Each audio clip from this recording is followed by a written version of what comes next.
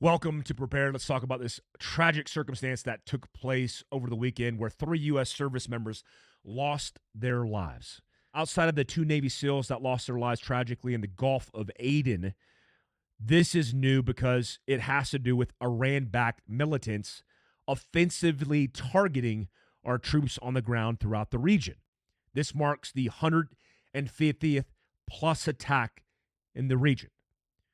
From Hezbollah to the Houthis, to Hamas, to militants in Iraq, our troops are sitting ducks. Why? Because our government's weak. That's why.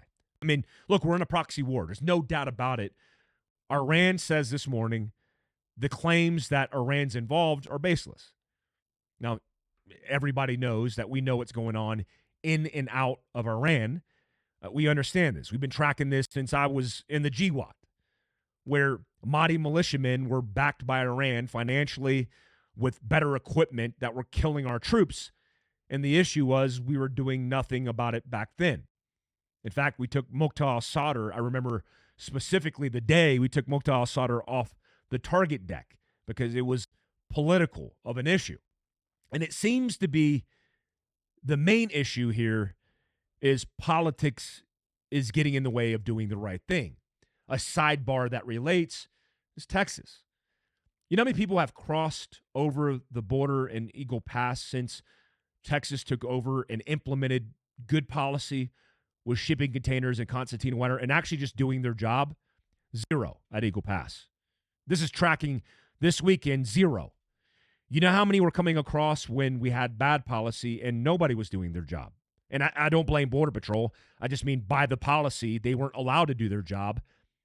3,000 plus a day. So that relates to this issue because everything that's happening on that border has to do with the cartel. Many presidents have failed us because they have failed to actually deal with the cancer that exists. Look, if you want to kill a cancer, really your only option right now is chemotherapy. It's radiation.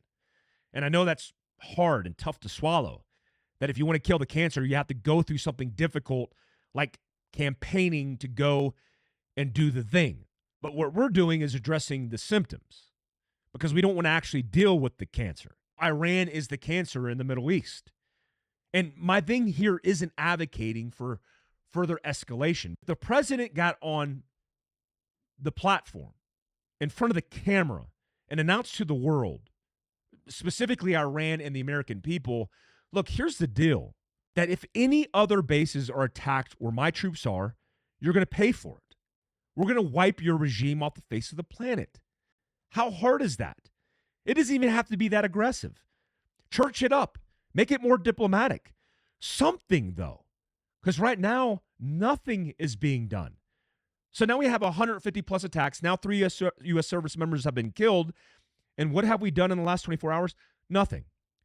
What does that signal to the rest of the world? All of the people who want to see death to America, they're empowered and invigorated. Here we are nearly 2 weeks into dropping bombs on the Houthis because we thought if we did that, it was going to stop them. It's actually made them more aggressive because we don't have a diplomatic/strategic solution in conjunction with a military/tactical solution. They both are hand in hand. We're not doing that. Right now, we're in a window where we're actually sliding outside of the window to retaliate. There's a lot of political pressure on the administration to attack. Is he going to attack within Iran? No, he won't because he's weak. He won't. We know exactly where the infrastructure is. We could target them and strike them today. Within an hour, we could do that. But we won't. Instead, just like we did with Iraq when our bases were attacked, in fact, a U.S. contractor died of a cardiovascular event, but many more were injured, including critically injured. And now we have 3 U.S. service members killed. We'll just hit empty warehouses and shipping containers in the middle of the desert. Show a strong signal. Is that a strong signal? It actually further weakens our position. Now, Mike, it sounds like you're advocating for further conflict. I'm not. I'm saying shit or get off the pot. If you're not willing to commit, then pull out. Pull all of our troops out. Because they're going to be the ones who pay for the weakness. I saw it in Iraq.